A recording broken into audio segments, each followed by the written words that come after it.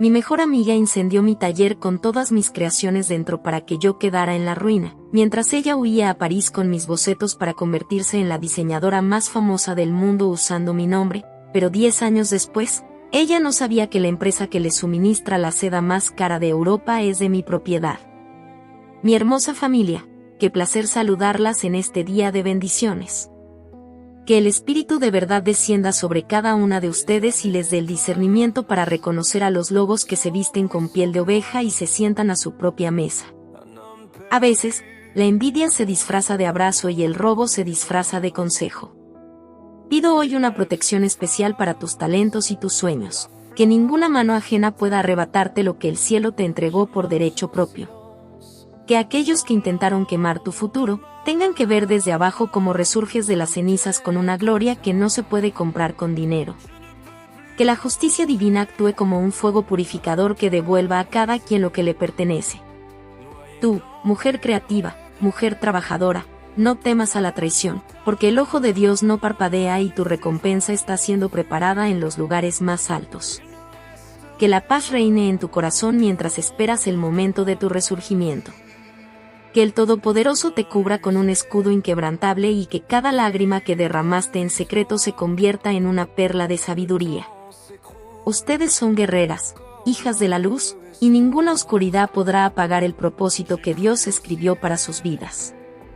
Si crees en la justicia divina, escribe amén y dime desde qué país nos ves. En el corazón de un barrio humilde pero lleno de sueños, Isabela Montenegro Ruiz trabajaba día y noche entre hilos de seda y telas de algodón. Isabela no era solo una costurera, era una artista nata que podía transformar un retazo de tela en una obra de arte digna de la realeza. A su lado, siempre estaba su amiga de la infancia, Patricia Luján Valdés, quien aunque no tenía el talento de Isabela, poseía una ambición que no conocía límites.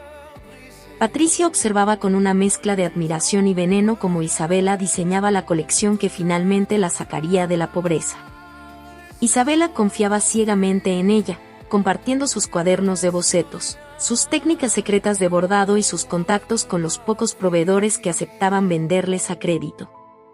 El taller era pequeño, apenas una habitación con 2 máquinas viejas, pero para Isabela era el palacio donde su futuro se estaba tejiendo con hilos de esperanza. Patricia, sin embargo, ya estaba cansada de ser la sombra, de ser la asistente que solo cortaba hilos mientras Isabela recibía los elogios de las clientas locales. Ella quería las luces, el dinero y el reconocimiento que solo los grandes nombres de la moda obtenían en las capitales del mundo. Lo que Isabela llamaba amistad, para Patricia era solo una escalera que estaba dispuesta a romper una vez que llegara a la cima. La noche antes de la presentación de la colección ante un grupo de inversores locales, Isabela se quedó hasta tarde terminando los últimos detalles del vestido principal, una pieza de seda blanca con bordados de oro que era su orgullo. Patricia se ofreció a traerle un café, insistiendo en que Isabela necesitaba descansar al menos un par de horas antes del gran evento que cambiaría sus vidas para siempre. Isabela, agotada y agradecida por la supuesta bondad de su amiga, aceptó y se quedó dormida en el pequeño sofá del taller, sin sospechar que ese sería el último momento de paz en su vida. Patricia no puso azúcar en el café, puso un sedante potente que aseguró que Isabela no despertara con el ruido que estaba a punto de causar. Con una frialdad que asustaría al mismo demonio, Patricia comenzó a empacar todos los bocetos originales, las telas más finas y, por supuesto, el vestido de seda blanca en una maleta de viaje que ya tenía lista. Una vez que tuvo el talento de Isabela en su poder, derramó solvente sobre los estantes llenos de patrones de papel y encendió una cerilla, lanzándola sin mirar atrás. El fuego se propagó en segundos, devorando los sueños de madera y tela de Isabela, mientras Patricia salía por la puerta trasera con una sonrisa que se ocultaba en la oscuridad de la noche. Isabela despertó entre el humo asfixiante y el calor insoportable de las llamas que ya lamían las paredes del taller, luchando contra la pesadez de su cuerpo sedado para intentar salvar algo. En su desesperación, intentó alcanzar la caja fuerte donde guardaba sus documentos legales, pero una viga ardiendo cayó sobre su brazo, dejándole una herida que marcaría su piel para siempre. Logró salir a rastras, viendo desde la acera cómo el esfuerzo de toda su vida se convertía en cenizas negras bajo el cielo indiferente de la madrugada. Los bomberos llegaron tarde, y cuando Isabela preguntó por Patricia, nadie sabía darle razón, pues su amiga parecía haberse evaporado junto con sus diseños. Al día siguiente, en el hospital, Isabela descubrió que no solo había perdido su taller y su salud, sino que Patricia había vaciado la pequeña cuenta de ahorros compartida antes de desaparecer sin dejar rastro. Isabela quedó sumida en la ruina total, con cicatrices físicas y un alma rota por la traición de quien consideraba su hermana de sangre. Sin dinero para empezar de nuevo y con el estigma de ser una fracasada que quemó su propio negocio por negligencia, Isabela tuvo que aceptar trabajos de limpieza para poder sobrevivir. Pero lo que Patricia no sabía es que el fuego puede quemar el papel, pero no puede quemar el ingenio que vive dentro de la mente de un genio. Mientras Isabela trabajaba limpiando los suelos de una fábrica textil en las afueras de la ciudad, Patricia Luján llegaba a París con los bocetos robados, presentándose ante las grandes casas de moda con una seguridad asombrosa. Patricia no usó su propio nombre, sabía que el nombre de Isabela tenía un aura de elegancia, así que decidió presentarse como Isabela L., la nueva revelación del diseño latinoamericano. Con los diseños originales de Isabela, Patricia cautivó a los críticos más feroces, logrando en pocos meses lo que otros tardan décadas en conseguir, una portada en la revista más influyente de Europa. Mientras Isabela Montenegro Ruiz sufría el dolor de sus heridas y el hambre de la pobreza, su nombre artístico era aplaudido en las pasarelas de Milán y Nueva York en el cuerpo de Patricia. La traidora vivía en un penthouse frente al Sena, vestía de Chanel y se codeaba con la aristocracia, todo construido sobre la base de un incendio y un robo descarado. Patricia pensó que Isabela nunca saldría del agujero donde la dejó, pensó que una costurera de barrio sin recursos jamás llegaría a cruzar el océano para reclamar lo que era suyo. Pero la justicia divina tiene formas misteriosas de mover las piezas del tablero, y a veces, el camino más largo hacia el éxito empieza desde las cenizas más profundas. Pasaron 5 años e Isabela, gracias a su conocimiento técnico de las telas, fue ascendida en la fábrica textil donde trabajaba, convirtiéndose en la jefa de control de calidad. Su ojo clínico para detectar la pureza de la seda y la resistencia de los tintes la hizo destacar, llamando la atención de los dueños de un gran holding internacional que buscaba una experta en fibras naturales. Isabela aceptó el reto, mudándose a Suiza para trabajar en los laboratorios de desarrollo textil, donde aprendió los secretos de la industria a gran escala, desde la cría del gusano de seda hasta la logística global. Durante todo ese tiempo, Isabela guardó silencio, observando desde las sombras el ascenso meteórico de Isabela L. en las noticias de moda, reconociendo cada costura y cada pliegue como propios. Ella no quería simplemente denunciar a Patricia y que fuera su palabra contra la de una celebridad. Ella quería una justicia que fuera tan absoluta que no dejara espacio para la duda. Con el dinero de su nuevo sueldo, Isabela empezó a comprar acciones de pequeñas empresas productoras de seda de lujo en Asia y Europa, moviéndose con la paciencia de quien teje una telaraña invisible. El nombre de Isabela Montenegro Ruiz ya no aparecía en las etiquetas de los vestidos, pero empezaba a figurar en los contratos de suministro de las materias primas más exclusivas del mundo. Patricia, bajo su identidad robada, se había vuelto cada vez más arrogante y despilfarradora, descuidando la esencia de los diseños que la hicieron famosa porque, sencillamente, ella no era la creadora. Al agotarse los bocetos que robó de aquel taller incendiado, Patricia empezó a contratar diseñadores fantasmas, pero la calidad de su marca empezó a decaer, volviéndose repetitiva y sin alma. Para mantener su estatus de lujo, Patricia necesitaba telas que nadie más tuviera, fibras que fueran tan exclusivas que justificaran los precios exorbitantes de sus colecciones. Fue entonces cuando escuchó hablar de Luz de Seda, un nuevo conglomerado textil que había patentado un tipo de tela orgánica que brillaba con luz propia y que solo vendían a clientes seleccionados. Patricia, desesperada por relanzar su carrera con un desfile épico en su penthouse de París, contactó a Luz de Seda para comprar toda su producción anual, dispuesta a pagar lo que fuera. Lo que Patricia no sabía era que la presidenta de Luz de Seda era una mujer que siempre usaba guantes elegantes para ocultar las cicatrices de quemaduras en sus manos. Isabela Montenegro Ruiz, ahora una de las empresarias más poderosas del sector textil, tenía a su traidora justo donde quería, dependiendo enteramente de ella para su próximo paso. El contrato que Patricia firmó con Luz de Seda contenía cláusulas de exclusividad y de ética profesional que ella ni siquiera se molestó en leer con detenimiento, confiada en su poder mediático. Isabela, desde sus oficinas en Zúrich, supervisó cada envío de tela hacia el taller de Patricia en París, asegurándose de que la calidad fuera impecable para que Patricia se confiara por completo. Patricia empezó a anunciar su gran colección Renacimiento, asegurando a la prensa que sería el desfile más importante de la década, realizado en la terraza de su penthouse de cristal con vista a la Torre Eiffel. Invitó a ministros, celebridades y a los críticos más importantes del mundo, gastando sus últimos ahorros en una producción que pretendía ocultar que ya no tenía ideas propias. Isabela observaba los preparativos a través de los informes de sus asistentes, sintiendo como el momento de la verdad se acercaba con la precisión de un reloj suizo. Ella no sentía odio, sentía el peso de una responsabilidad divina, demostrar que el talento es un don del cielo que no se puede usurpar impunemente. La trampa estaba puesta, y Patricia, en su soberbia, caminaba directo hacia ella creyendo que seguía siendo la reina de un imperio que nunca le perteneció.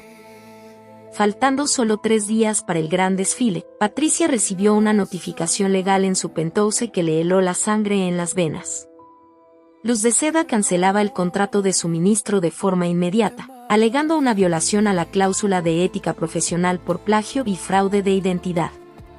Sin esa tela, los vestidos principales de la colección de Patricia eran solo trapos inacabados, y no había tiempo para conseguir un sustituto de ese nivel en todo el mundo.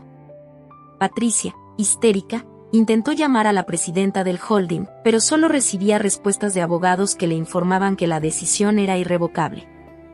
En un acto de desesperación total, Patricia usó sus contactos para conseguir una reunión privada con la misteriosa dueña de Luz de Seda, dispuesta a suplicar o a sobornar con tal de salvar su desfile. Le informaron que la presidenta la recibiría esa misma noche en un salón privado del Hotel Ritz, pero con una condición: Patricia debía ir sola y sin cámaras.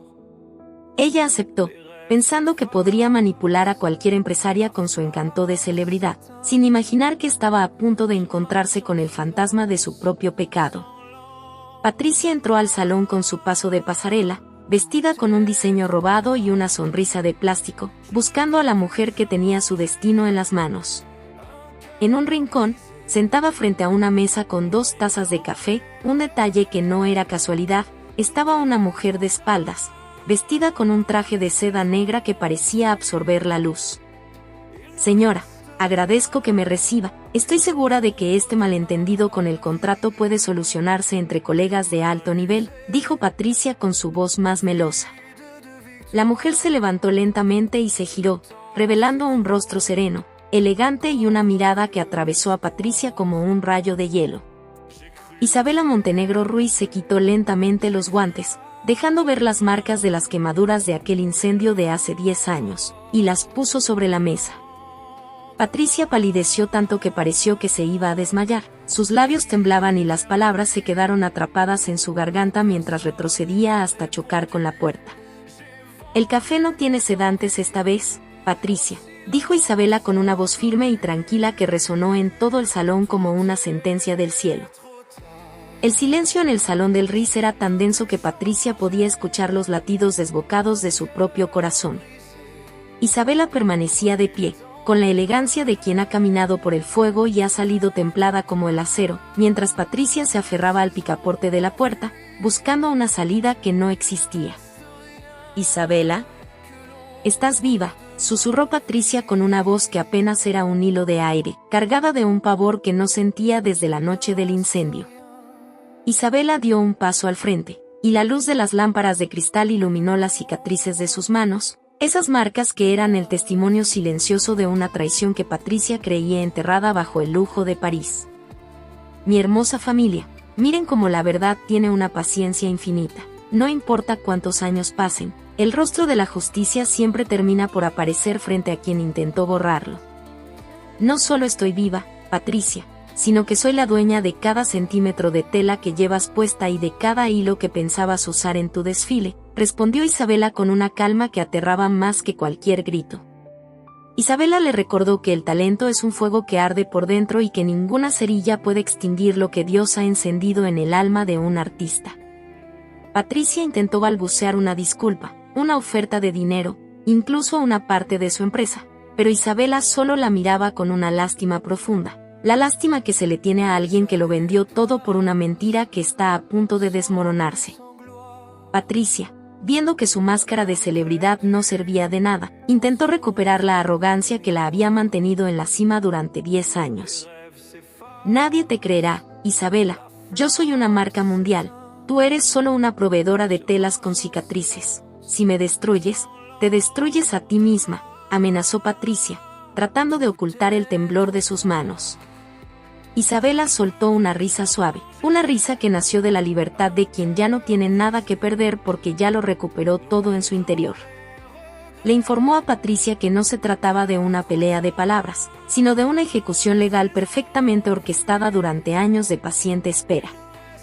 Isabela no solo era la dueña de la fábrica de telas, sino que había comprado secretamente la deuda millonaria que la marca de Patricia tenía con los bancos suizos tras sus últimos fracasos comerciales.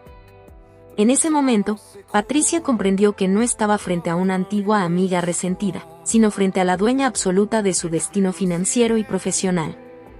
Cada vestido que Patricia había diseñado usando los bocetos robados era ahora una prueba en una demanda internacional por propiedad intelectual que ya estaba radicada en los tribunales. El imperio de cristal de la falsa Isabela L. estaba crujiendo bajo el peso de sus propios pecados, y el desfile de moda que tanto anhelaba se estaba convirtiendo en la pasarela hacia su propia ruina.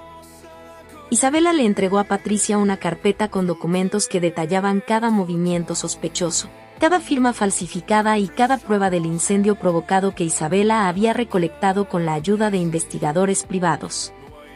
Tienes dos opciones, Patricia. Puedes intentar salir a ese desfile mañana y ser arrestada frente a todas las cámaras del mundo, o puedes firmar tu confesión y la devolución de mi nombre ahora mismo, sentenció Isabela. Patricia cayó de rodillas sobre la alfombra del Ritz, llorando lágrimas de cocodrilo, suplicando por una misericordia que ella nunca tuvo con Isabela cuando la dejó sedada entre las llamas. Mi hermosa familia, hay momentos en los que la compasión es necesaria, pero hay otros donde la justicia debe ser implacable para que el mal no se vuelva a repetir. Isabela no buscaba venganza física, buscaba la restitución de la verdad y que el mundo supiera quién era la verdaderamente detrás de las creaciones que todos admiraban. Patricia, atrapada por su propia codicia y el miedo a la cárcel, tomó el bolígrafo con manos temblorosas, dándose cuenta de que su vida de lujo se esfumaba con cada letra de su firma. Al terminar de firmar, Patricia levantó la vista esperando ver un destello de odio en Isabela, pero solo encontró una paz soberana, la paz de quien ha cumplido con el propósito divino de poner las cosas en su lugar. La noche previa al desfile, mientras Patricia se hundía en el alcohol en su penthouse vacío, Isabela se preparaba para el evento más importante de su vida, pero no como diseñadora, sino como la mujer que revelaría la verdad. Se puso un vestido de su propia creación, una pieza de seda líquida que parecía hecha de luz, y se cubrió las manos con unos guantes de encaje que esta vez no ocultaban vergüenza, sino victoria. Isabela llamó a su equipo de luz de seda y ordenó que las telas fueran liberadas solo bajo la condición de que ella misma hiciera la apertura del evento. Los inversores y patrocinadores, al enterarse de la verdadera identidad de la dueña del holding, aceptaron de inmediato, oliendo el escándalo que se avecinaría y la oportunidad de aliarse con el verdadero genio. Mi hermosa familia, observen cómo el mundo se rinde ante la excelencia cuando ésta viene acompañada de la bendición de lo alto. Lo que Patricia intentó comprar, Isabela lo ganó con sudor y fe. El penthouse de cristal estaba listo, la Torre Eiffel brillaba al fondo y la élite de la moda esperaba con ansias el renacimiento de la marca, sin saber que el renacimiento sería el de un alma que regresaba de las cenizas. Isabela respiró hondo, cerró los ojos y le dio gracias al Todopoderoso por haberle dado la fuerza de resistir 10 años de sombras para poder caminar hoy bajo la luz más brillante. El desfile comenzó con una música celestial, y cuando las luces se encendieron, no fue Patricia quien salió a recibir los aplausos iniciales, sino una pantalla gigante que proyectó fotos del taller incendiado hace 10 años. Los asistentes quedaron en shock absoluto mientras veían las imágenes de la tragedia seguidas por los bocetos originales fechados mucho antes de que Patricia llegara a París. Una voz en off, la voz de Isabela, narraba la historia de la traición mientras las modelos desfilaban con las piezas que Patricia pretendía presentar como suyas esa noche. Al final del desfile, Isabela Montenegro Ruiz caminó por la pasarela con una dignidad que dejó a todos sin aliento, revelando ante la prensa internacional que ella era la verdadera Isabela L. Patricia, que observaba desde el backstage escondida como una rata, vio cómo los periodistas se lanzaban sobre Isabela para celebrar su regreso y su valentía. El escándalo fue total. En minutos, la noticia de la impostora de la moda le dio la vuelta al globo, destruyendo la reputación de Patricia en cada rincón donde alguna vez fue admirada. La justicia divina no solo le devolvió a Isabela su nombre, sino que le dio una plataforma mundial para que su talento nunca más fuera ignorado ni robado por manos envidiosas. Patricia Luján fue escoltada fuera del Penthouse por la policía esa misma noche, no por el incendio, del cual ya no había pruebas físicas suficientes para una condena penal inmediata, sino por fraude a gran escala y falsificación de documentos corporativos. Al ser retirada del edificio que tanto presumía, Patricia vio a Isabela desde la patrulla, rodeada de gente que realmente la apreciaba por su don, y comprendió que el lujo sin alma es solo una jaula dorada. Isabela no la miró con triunfo, sino con la serenidad de quien ha cerrado un capítulo oscuro, permitiendo que la ley de los hombres hiciera lo que la ley de Dios ya había dictaminado. Mi hermosa familia, nunca olviden que el dinero ganado con la desgracia ajena se deshace entre los dedos como arena seca. Solo lo que se construye sobre la roca de la verdad permanece firme ante la tormenta. Patricia lo perdió todo. Sus cuentas bancarias fueron congeladas, sus propiedades subastadas para pagar las indemnizaciones y su nombre quedó manchado para siempre en los libros de la industria textil. Se convirtió en un ejemplo mundial de cómo la avaricia puede destruir no solo a la víctima, sino principalmente al victimario, quien termina consumido por su propio veneno. Isabela tomó las riendas de la marca y la fusionó con su holding Luz de Seda, creando una fundación para apoyar a jóvenes costureras de barrios humildes, dándoles la protección legal que ella no tuvo. Su Penthouse de París se convirtió en un taller de enseñanza donde el diseño se mezclaba con la ética, y donde cada trabajador era valorado como un artista y no como un simple engranaje de la industria. Isabela ya no ocultaba sus cicatrices. Al contrario, las mostraba como medallas de guerra que recordaban que se puede renacer incluso después de que todo se ha vuelto carbón. Mi hermosa familia, qué belleza es cuando el éxito sirve para levantar a otros y no para humillarlos. Isabela entendió que su propósito era ser la voz de las que no tienen voz en el mundo de la alta costura. Viajó por el mundo compartiendo su testimonio, inspirando a millones de mujeres a no rendirse ante la traición de sus supuestas mejores amigas, recordándoles que Dios es el mejor socio que se puede tener. Su marca creció exponencialmente, no por el marketing agresivo, sino por la pureza de sus telas y la transparencia de su historia, convirtiéndose en el estándar de oro de la moda ética a nivel global. Pasaron un par de años más y Patricia, cumpliendo su condena en una prisión de mínima seguridad, trabajaba en el área de lavandería, remendando uniformes viejos con las manos que antes solo tocaban sedas de miles de dólares.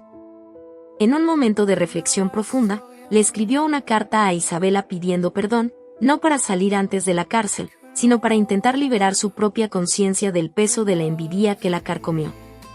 Isabela leyó la carta desde su oficina con vista a los Alpes suizos, y aunque no aceptó ver a Patricia en persona, le envió una respuesta llena de misericordia, perdonándola de corazón pero dejándola cumplir con su proceso de justicia. El perdón de Isabela no era una debilidad, era la confirmación final de que Patricia ya no tenía ningún poder sobre ella ni sobre su felicidad. Mi hermosa familia, perdonar es vaciar el corazón de amargura para que pueda llenarse de nuevas bendiciones. Isabela era libre porque decidió no cargar con el cadáver de la traición en su espalda. Patricia terminó de pagar su deuda con la sociedad siendo una mujer olvidada, mientras Isabela seguía brillando, demostrando que la luz genuina no necesita robarse el resplandor de nadie para iluminar el mundo entero. En el aniversario número 10 de su resurgimiento, Isabela organizó un desfile benéfico en el mismo barrio humilde donde todo comenzó, instalando una pasarela de seda en medio de las calles polvorientas donde creció. Allí, frente a las vecinas que la vieron limpiar suelos y frente a las niñas que soñaban con ser como ella, Isabela presentó su colección más personal, llamada Cenizas de Oro. El evento no fue para la élite de París, sino para su gente, para aquellos que sabían que su éxito era una victoria compartida de toda la comunidad que cree en la justicia divina. Las modelos eran mujeres reales del barrio, luciendo diseños que celebraban la fuerza y la resiliencia femenina, recordándole a todos que la verdadera elegancia nace de la integridad y el esfuerzo. Isabela caminó por la misma acera donde alguna vez lloró viendo su taller arder, pero esta vez lo hizo con la frente en alto y una sonrisa que reflejaba la gloria de Dios en su vida.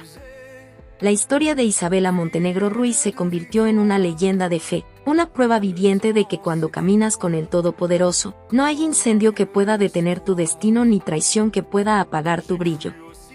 El desfile terminó con una ovación que se escuchó en toda la ciudad. Pero el momento más impactante fue cuando Isabela anunció que el terreno donde estuvo su antiguo taller incendiado sería ahora el Instituto de la Verdad y el Talento. En la entrada de este instituto, colocó la caja fuerte de metal que sobrevivió al fuego, la misma que Patricia no pudo abrir, y que contenía la Biblia de su madre y sus primeros bocetos infantiles. El giro final que nadie esperaba fue que Isabela reveló que, gracias a un seguro de vida que su padre había pagado en secreto, ella siempre tuvo los fondos para empezar de nuevo, pero decidió trabajar desde abajo para demostrarse a sí misma que su valor no estaba en el dinero, sino en su espíritu. Ella nunca necesitó el dinero de Patricia, solo necesitó el tiempo de Dios para que la verdad saliera a la luz por su propio peso. Mi hermosa familia, la historia de Isabela es la historia de muchas de ustedes que han sido traicionadas por quienes más amaban. No lloren por lo que se quemó, porque el cielo está preparando para ustedes algo mucho más grande, hecho de una tela que no se deshace y un brillo que no se apaga. Que el Señor las bendiga y las guarde, que haga resplandecer su rostro sobre ustedes y les conceda la paz de saber que su justicia ya viene en camino. No es casualidad que hoy escuches esto, es una señal de que tu resurgimiento ha comenzado. Que las manos del Creador las protejan hoy y siempre, alejando de su mesa a los traidores y atrayendo a los ángeles que las ayudarán a construir su mansión de fe. Las amo, mi hermosa familia. Hasta la próxima victoria en No es casualidad.